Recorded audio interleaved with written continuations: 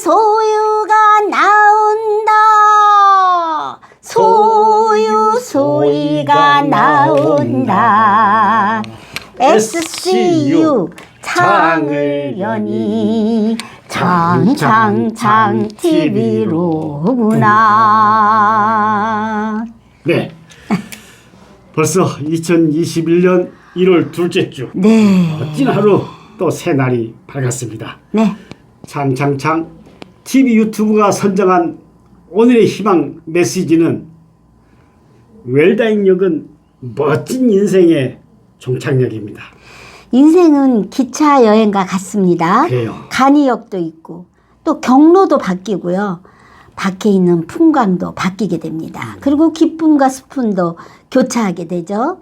인생의 기차 여행 종점이 빠르게 이렇게 다가오는데 웰다잉역에 내릴 준비를 사실 여러분 매일매일 기쁘게 해야 합니다. 애독자 여러분. 네. 오늘 하루도 소소한 일상의 행복에 감사할 줄 아는 하루가 되기를. 그래서 빌채나 화이팅! 네. 오늘은요. 네. 사실은 펄펄 눈이 옵니다. 하늘에서 눈이 옵니다. 눈이 오니까 실시 나셨군요. 네, 소연이. 카톡으로 바깥에서 눈이 온다는 얘기를 많이 듣고 아까 우리 눈 네. 봤잖아요. 네. 안 온 지역도 있겠지만 참 오늘 눈이 많이 와서 오늘 같은 날은 또 눈이 내리네.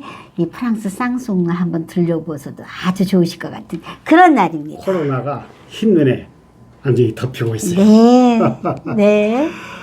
아, 소연이 네. 신년 새해에 커다란 또 화제가 되는 토픽이 있어요. 네. 대한민국의 인구 감소가 일어난 5년이라는데요. 정말요. 네. 과연 이게 재앙의 시작인가? 그 이렇게 숫자가 어떻게 되는지 아세요? 5천은 네. 넘죠. 예. 80만. 5,180만. 그게 아. 12월 31일 기준에 주민등록상의 대한민국 인구 숫자랍니다. 네. 근데 이게 드디어 전년도 대비 감소 했다는 그런 이게 얘기인가요? 재앙의 시작일까요? 글쎄요. 어떤 현상일 것 같은데. 먼저 첫 번째 네. 그 일본의 우치다 타스루이라는 저자가 이런 글을 써서 일본의 센세이션을 일으키고 있더라고요. 네. 인구 절벽이라는 글인가요? 그게 아니고? 그 미 헤리던트 이야기인 것 같고요. 네. 인구 감소는 네. 위험하다는 착각. 많은 사람들이 네네. 그 착각에서 헤어나서 새로운 시각으로 이 현상을 바라보자 하는 그런 내용 같아요. 네. 인구 감소는 천재지변이라고 설명하는 게 아니라 이거는 자연 과정이다. 하나의 그동안 꾸준히 네. 인구론자들이 네. 해왔던 프로세스였어요. 예. 그 얘기죠. 네. 그래서 환경 수용 능력을 초과한 인구 팽창에 대응해서 인류가 그냥 살아남기 위해서 무의식적으로 선택된 집단적인 행동이 결과로 나오는 게 인구 감소다. 그러니까요. 이렇게 자연 발생적으로 본 거죠. 그런데 어떤 환경의 어떤 수용 능력에서 네. 이 초과되는 인구의 팽창에 네. 이런 현상이 일어나는 거예요. 자연적으로. 그렇죠. 세상의 순리가 그런 것 같아요. 섭리가. 일본을 보면은 한국의 미래가 보인다. 우리가 그런 얘기를 많이 하잖아요. 너무 많이 들은 인구 얘기죠. 문제도 네. 그렇고 주택 문제도 그렇고 그렇습니다. 경제 상황도 그렇고. 따라간다고 네. 얘기하죠. 15년에서 20년 터울로 따라간다. 그런데 이런 얘기를 하는데 지난해 우리가 네. 이런 인구 감소가 원인이 됐던 결정적인 요인이 어디에 있었던 겁니까? 최저 출생률이 있지 않았을까 싶습니다. 이 심각한 문제가 네. 드디어 노정이 됐어요. 네. 30만 명이 무너지는 27만 명에 그쳤거든요. 출생률이. 네. 드디어 올 것이 오고야 말았다. 사망 숫자가 30만 명? 네. 역조가 일어난 역조가 거죠. 일어난 거죠. 그러면서 인구 감소를 초래하는 원년이 됐어요. 네. 그래서 재앙으로 보는 사람들이 국가- 인류학자가 국가 소멸의 국가소멸의 시작이 아니냐 이렇게 이제 인구학자들이 얘기를 해놓으니까 지방자치단체가 심각하잖아요. 더 심각하죠. 저는 아주 시골에 초등학교 나왔다니까요. 아, 네. 학교가 폐교가 된 지 오래됐어요. 그렇죠. 초등학교. 네, 인구 그렇습니다. 감소에서 일어나는 지방 공동화 현상. 시군국의 지방자치단체들이 심각한 상황입니다. 네, 그렇습니다. 한번 보시겠어요? 네. 인구 소멸이 시작이 되는 걱정되는 위험 그런 지역. 지역이 거의 50% 육박하죠. 228개 시군구 중에서 네. 100여 개 이상이 인구 소멸의 위험지역으로 이미 선포화됐어요. 그게 특히 강원도, 전라도, 그다음에 경상북도. 네, 이거는 기초단체 네. 위험지역입니다. 네, 그렇습니다. 그리고 수도권 집중과 농촌 공동화 현상도 사실 짚어볼 문제인데요. 근데 이게 이제 뭐 뉴욕이나 뭐 동경이나 다 비슷한 현상인데 어떻든 조그만 면적에 수도권이 면적해봐야 전 국토의 한 10% 예. 정도 면적인데 지금 인구는 거의 50%. 5,100만의 인구 중에서 네. 거의 절반의 인구는 네. 수도권에 밀집해 있는 밀집돼 거예요. 있는 거죠. 네. 이 수도권의 삶의 질이 지방의 지역에 비해서는 네. 너무 다르기 때문에 네. 이 현상은 자연스러운 현상이에요. 그렇습니다. 어쩔 수가 없는 거예요, 지금요. 네. 예. 자, 드디어 이런 가운데 참 재미있는 통계를 우리가 한번 볼 수가 있어요. 이런 인구 감소가 오히려 세대수가 증가. 세대수가 늘어났다는 얘기는 세대수가 어떻게 분화가 된 거예요? 네. 1인 세대. 1인 세대가 대폭적으로. 급작스럽게 늘기 시작했죠. 작년 대비 한 약 40% 가깝게. 네. 그런 통계. 사실은 네, 1인 올라서게 세대가. 됐고요. 1인 세대가. 그러면서도 4인 세대가 상대적으로. 감소돼서 네. 예, 네 가족이 사는 네 식구가 사는 그 4인 세대가 대폭 줄어버렸습니다. 나홀로 1인 세대. 네. 뭐 나홀로 1인 세대 하면 언뜻 떠오르는 게 저희 가족 구조를 보면은 네, 결혼한 미혼의 네, 저도 자녀가 있는 네. 딸이 있는데 독립한 세대를 살고 있거든요. 네, 그렇습니다. 이런 현상이지요. 그러고 나서 그 자녀들이 출산한 다음에 또 소유님처럼 2인 둘이 남아서 사는 한 세대를 구성하고 네. 자녀 출산은 늦어지고 네, 이런 그런 문제가 문제들이 먼 데서 찾지 않더라도 예, 가까이 있게 인구 됩니다. 문제를 가져오거든요. 네. 소희님, 네. 우리가 지금 이렇게 세대를 살아오면서 네. 저는 이 인구 문제를 얘기하면서요. 네. 참 우리가 세대를 건너서 네. 세상을 많이 살았구나 생각을 해봤어요. 할아버지 세대, 아버지 세대, 네. 우리 세대. 우리 자녀 세대, 네. 손자녀 세대 있잖아요. 네, 맞습니다. 한번 보세요. 5세대를 저희들이 네. 경험하는군요. 저희 아버지 세대만 하더라도요. 네. 저희는 11남매였어요. 저희는 10남매였습니다. 그거 보세요. 저희도 아버지 세대가. 아버지 세대는요. 저희들 세대는요. 네. 보통 저희 친구들 보면은 평균 5명. 5명, 5명. 저도 3남 2녀거든요. 아, 그러시군요. 그런데 저희 자녀들 세대는 어떻게 됐죠? 둘이죠, 둘. 저도 달랑 둘. 아들 하나, 딸 하나. 네. 그리고 저도 아들 하나, 딸 하나. 10남매, 네. 5남매, 네. 아들 하나, 딸 하나. 2남매. 이 구조를 우리가 살아오면서 어떤 인구의 어떤 계층을 우리가 그렇죠. 그런데 또 우리 우연한 게 아니거든요. 자녀 세대는 하나 아니면 둘 아니면 없음. 보세요. 그러니 이 인구 문제가 심각한 거죠. 네, 그렇습니다. 네. 자, 그런데 지금 남자 인구, 여자 인구 재밌어요. 항상 남자 인구가 많았었는데요. 이제는 여자 인구가 더 많다. 역조 현상이 또 일어났죠. 2015년부터 네. 여자 여성 인구가 인구가 미세한 많다. 차이지만 역전이 일어났어요. 네, 그런데 오히려 그렇습니다. 남자 인구의 감소가 일어나면서 여자 인구는 소폭으로 증가가 이루어지기 때문에 네. 이 남녀 구성비의 역전은 네. 또 커질 것도 같거든요. 근데 또 연령대별로 또 이제 만만치 않은 게 60대 이상의 인구수가 큰 폭으로 증가돼서 고령 국가, 초고령 국가까지 반면에 10대 이하는 현재 많이 줄어들고 17%에 머무르고 있는 거죠. 예, 그렇습니다. 어쨌든 뭐 사상 첫 사망자 수보다 출생 숫자가 더 적은 출생이 되면서 네. 인구 역조가 이런 역조가 인구의 감소를 이루어내는 첫 번째 원인이 됐다. 네. 과연 이걸 인구학자 또 우리가 정치 경제를 다루는 네. 전문가들은 이 현상을 어떻게 볼 것인가 보고 어떻게 대비할까 많은 우리가 뭐 전문가들이 예측했습니다만 네, 그렇습니다. 드디어 그게 올 것이 오고 네, 올 것이 오고야 맞다는 말았습니다. 얘기죠. 그래서 지금 이제 우리 젊은 세대들은 걱정이 한 가지 더 늘었어요. 부양비. 부양에 대한 문제죠. 네. 그것만 하나의 가정의 세대로 두고 보지 않더라도 네. 우리 전체 인구를 보더라도 부양비라는 이런 경제 개념이 나왔죠. 있어요. 부양비. 예, 부양비. 쉽게 말하면은 생산 가능 가능 연령에 있는 연령에. 사람 대비 네. 그다음에 비생산 연령층이 네. 안아야 할 어떤 비율 네. 그거든요. 그래서 생산 가능 연령이라는 얘기는 15세 이상, 이상에서 65세 65세 이하.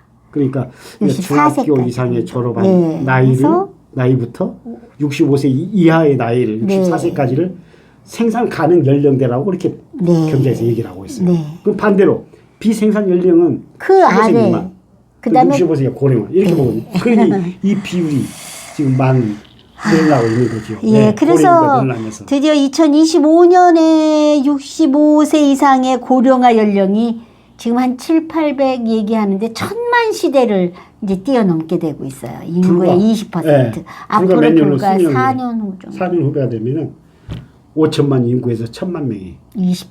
65세 이상의 고령의 연령. 이건 이제 고령화 네. 이제 사회가 본격적으로 진입하는 거죠. 이미 됐지만. 네. 아까 처음에 말씀드린 그 인구 절벽, 네. 미국의 헤드헌트 인구 저자가 네. 얘기했더니 이미 뭐 오랫동안부터 인구 문제 가지고 연구한 저자인데 많은 예고를 해왔죠. 네. 어떤 이런 인구 구조의 패턴이 소비 흐름의 많은 변화를 변화에 가져올 예, 것이고 기반을 둔 또 어떤 경제 구조의 어떤 펀더멘탈을 대폭적으로 또 변화시키는 네. 그런 해가 될 것이다. 네.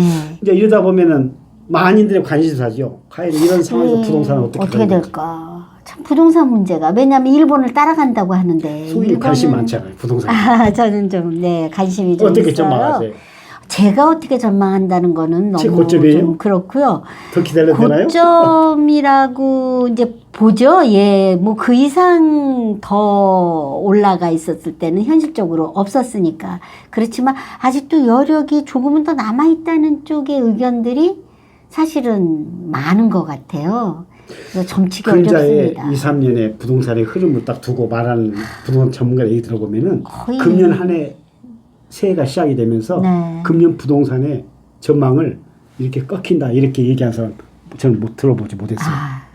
근데 하여튼 어찌됐든 저는 이건 정말 비정상적인 형태라는 느낌에서는 벗어날 수가 없는 것 같아요. 저 개인적인 생각으로는. 슬기로운 예측을 한번 해볼까요? 네. 이 부동산의 전망을 얘기하려면은 네. 과연 꺾이는 시점이 네. 1년 후냐, 3년 3년 후냐, 후냐. 5년 후냐, 10년 후냐. 네. 아마 그런 단답형의 질문이 네. 옳은 답이 아닐까. 참 네. 어려워요. 그렇습니다. 정말로 모든 구조상으로는 부동산이 이렇게까지 오를 수가 없어요. 천정부지의 이렇게 보죠. 고점을 칠 수가 없는 건데 근데 어쨌든 끝이 없는 현실은 고공행진에 예. 이 부동산을 어떻게 인구는 감소하되 세대수로 늘어났어요. 세대수는 또 늘어나고. 주택 수요 인구는 늘어났다는 네, 얘기 아니겠습니까? 그렇습니다. 이게 언제까지 가난 얘기겠죠. 네. 참 심각한 문제입니다. 네, 그렇습니다. 자, 어쨌든 이 부분은 우리가 좀 말을 아끼고 네, 또 말을 부동산 아껴야 될 것 전문가는 아니기 같아요. 때문에요. 네. 자, 다음에는 2021년이 되면서 새해가 네. 되면서 조금은 우리 창창창 TV 구성에 변화가 왔어요. 네. 시니어 공감의 창이 네. 어떻게 바뀌죠? 새해부터는? 새해부터는 공감 창 코너를 네. 구독자의 사연을 담아 낭송의 시간으로 좀 운영하기로. 누가 사연을 보내옵니까? 네. 카톡이나 메일로 네. 활짝 열어놨습니다. 우리 구독자 여러분들 아마 저희들 지인 공감을 줄 수 중심이. 있는 예. 그런 좋은 사연이 있습니다. 네. 그래서 창을 열어서 여러분의 참여를 기다리고 있습니다. 우리 창창창이 좀 문이 좀 활짝 열렸네요. 네, 그렇습니다. 구독자와 함께 또 엮어가는 어떤 이런 변화지요. 네, 다음 주 기대가 되는데요. 네, 기대가 됩니다. 다음 첫 주는 방송이 이미 예, 또 좋은 와 있어요. 사연이 와 있어요. 네, 한번 기대를 이미. 해봐야 되겠네요. 네. 다음 방송이 그렇게 예고가 되고 네, 우리 그렇습니다. 구독자가 참여하는 창창창 TV 네. 아주 좋은 것 같아요. 네. 아주 신선한데요. 네, 그렇습니다. 그렇습니다. 자, 다음은 새 브라보 네, 건강 건강 찾기예요. 이거 한번 브라보 짚고 마이 넘어가야죠. 라이프인데. 건강할 때 지키는 네. 또 소상 건강 상식이니까요. 소희님, 이 경계가 저는 평소에 궁금했어요. 어디까지가 건망증이고요? 어디까지가 어디가 치매라고 치매일까? 얘기해야 되나요? 글쎄요. 사실 건망증이라면 우리 나이에 또 젊은 사람들도 있을 수 안심해도 있어요. 되죠. 그런데 안심해도 되는데 치매라면 어떻겠습니까? 이건 하늘이 무너질 그런 기분일 충분히 거예요. 클 거예요. 네. 가족과의 또 그런 단절된 생활도 네. 또 준비해야 되는 거죠. 두렵죠. 또 네. 전문의에도 상담하는. 그런데 그 경계가 네. 나이 들면서 깜빡깜빡 건망증이 자꾸 저희도 심해지니까 네, 그거는 이게 치매로 가는 전조 현상이야? 그거 걱정할 이런 수 걱정할 때 있어요. 있거든요. 그 차이가 그걸 좀 오늘 좀 이야기를 좀 했으면 좋겠어요. 봤으면 좋겠는데 네. 건망증은 단순히 기억에 문제가 좀 있어요. 기억력에. 단순하게 단순하게. 일상생활에는 뭐 지장이 큰 지장이 없을 정도. 없죠. 예. 근데 치매는요. 깜빡깜빡. 예, 어떻게 된 거예요? 이게 기억을 그 장애뿐만 아니라 공간 지각력이라든지 계산 능력이라든지 또는 인지 판단 능력이 점차 떨어져서 정상적인 생활을 하기 어려운 지경이 돼요. 어렵네요. 그래도 많이 어렵죠? 초기 증세가 어느 경계에서 이걸 치매로 봐야 되는 건지 네. 이게 자꾸 그 반복되는 건망증이 이게 좀 우려는 되거든요. 네, 어떤 때는. 그렇습니다. 물론 나이 드는 노화 현상 중에 하나다 이렇게 생각하는데 네네. 더 좀 자세하게 한번 비교를 해주시면 좋겠는데요. 틀을 주면 건망증. 건망증은 단순히 잊어버리는 거예요. 잊어버리는 거. 예. 전화번호가 얼마였지? 예. 저 자신 없어요. 우리 집 그 우리 비밀번호가 가족 번호도 놓칠 때가 있고. 뭐 이러잖아요. 근데 치매는 잃어버리는 겁니다. 잃어버리면 로스트. 찾지. 아직 로스트. 잊어버려. 예, 잊어버리는 거. 예. 그렇게 돼요. 기억을 잊어버리는 잊어버리는 거와 잃어버리는 잃어버리는 거. 이거는 아예 기억을 못하는 거죠. 네. 그래서 치매. 물건의 이름을 이게 뭐지? 마이크인데 이게 잊어버릴 때는 곧 순간적으로 생각나잖아요. 있지만, 네, 다시 생각하면 그런데 익숙한 사람을 보고도 누구지? 하고 이렇게 잊어버린다고 생각해 보세요. 그러니까 처음 보는 걸로. 네. 당황한 누구십니까? 상대방이 어떻게 심한 한번 거네. 생각해 보세요. 그걸 한번. 치매라고. 네, 그걸 치매. 이분이 누구시지? 어머, 소희 모르세요, 소희님? 이거예요. 이거는 치매. 상당히 그렇죠. 예, 상당히 하늘이 무너지는 깊네요. 것 같은 그런 우리가 기분이겠죠. 또 마트 같은 데 가서요. 계산하다 보면 실수할 수 있잖아요. 돈 근데 더셈 뺄셈 약간. 부끄럽긴 하지만 예. 내가 왜 이러지? 응? 이거 초등학생 수준도 안 돼. 이 정도 덧셈을 못 하나? 그렇지. 이럴 때가 있거든요. 예, 그 예. 정도는 용서되는 거예요? 그런데 네. 간단한 계산이 잘 안 될 때 이거는 또 위험한 거예요. 시험한 거. 그다음에 나 요새 깜빡깜빡해. 깜빡깜빡 잊어버리는 거 있어. 많이 얘기들 하잖아요. 그렇게 하고 또 자기 깜빡거리는 걸 인정하는 인정해요. 아이들 깜빡이 다 그럴 나이가 됐잖아. 뭐 이게 인정하는 건데 나는 기억력에 이상이 있지 않다. 난 뭐 내가 뭘 없다 그래? 라고 자기 기억력이 없는 사실조차 모르는 모른다. 거. 그건 치매로 봐요. 그걸 인정하는 정도면은 뭐 그 정도는 좀 가볍게 건망증 정도로 볼 수가 있는데 전혀 뭐 그 자체를 인정을 못하고 그 치매 네. 위험 수위로 봐야 돼요. 네. 그래요. 그래도 참 쉽지는 않네요. 그 경계가. 그렇습니다. 아무튼 뭐 노화 현상의 건망증이 어떻든 뭐 치매라고 너무 심각하게 받아들이지 마시고 네. 또 본인이 생각할 때 이게 좀 치매로 갈 수 있는 초기 징후구나 이렇게 생각하면은 전문의 상담을 거치는 게 제일 현명한. 네, 그러면 그렇습니다. 초기의 치매 징후 그냥 간단하게 7가지를 그래요. 읽어볼게요. 얘기해봅시다. 예, 첫째 변화에 잘 대처하지 못하고 단기 기억력이 악화되고 기억력. 역시. 단어를 회상하거나 연관 짓기를 잘 못하고 연관 짓기 어려워. 계속 똑같은 말이나 똑같은 일을 반복하고 여기가 어디지? 지금이 몇 시지? 이게 이런 데 이제 이게 장애를 제일 중요한 게. 예, 갖고 있고 네. 무슨 얘기야 그게 하고 스토리 이해를 잘 못하고 좋았다, 우울했다 이렇게 감정 기복이 심하고 그래요. 화내고 가족 중에서도 예, 심해집니다. 그렇잖아요. 우울하고 분노하고 기억력 감퇴돼서 신체 기능도 저하되고 이런 거가 치매. 그래서 가족들이 네. 관심 있게 항상 봐줘야지 돼요. 서로가. 네, 예. 그렇게 하고 좀 마음 상하지 않게 네. 조언을 하면서 네. 전문의와 연결할 수 있도록 그 예. 얘기를 잘해야 되는 거예요. 그렇습니다. 그게 상대방이 받는 충격이 크거든요. 네. 그러나 초기에 네. 이 증세를 올바르게 잡아나가야 네. 시간이. 자, 너무 네. 이야기가 무거웠어요. 네. 네, 우리가 건강해야 되니까요. 네. 다음은 소통의 광장 무릎을 탁 치는 한마디. 오늘의 고사성어는 금년 무슨 년이라고 그러죠 우리가? 신축년 소예회라고 그러죠. 그게 어울리는 사자성어를 선정했습니다. 네. 우보천리. 우보천리. 소우. 걸음보. 일천천. 거리리. 야, 무슨 말이죠? 소걸음으로 네. 천리 만리를 간다. 소걸음으로 어떻게 천리 만리를 가겠어요? 그러나 서두르지 않고 꾸준히 포기하지 않고 끈기 있게 가다 보면 천리 만리까지도 갈 수 있지 않겠습니까? 2021년 우리 대통령의 신년 인사말 중에 네. 우리가 일상을 회복하는 해가 돼야 되겠다. 네. 그런 희망의 메시지를 줬어요. 네. 그 내용이 즉 많이 지치고 또 힘들지만 네. 우리 국민 여러분들의 역량이라면 이 고비를 슬기롭게 충분히 넘길 수 있습니다. 네. 그때 우보천리. 우보천리. 예. 소걸음으로 천리를 가듯 끈질기고 꾸준하게 그리하여 끝끝내 소중한 일상을 찾는다. 회복하는 예. 해가 되기를 기원하는 이런 희망적인 메시지를 우리에게 주었죠. 예. 우보천리였습니다. 저 신조어 시간입니다. 신조어. 네. 네. 이 단어는 요새 많이 나와서 아마 뭐죠? 소유님이 아실 것 같아요. 코스프레. 코스프레. 예, 코스프레. 아시겠어요? 많이 들었어요. 요새 많이 네, 들었죠? 네, 제가 좀 이해는 좀 명확치 못해요. 예. 네.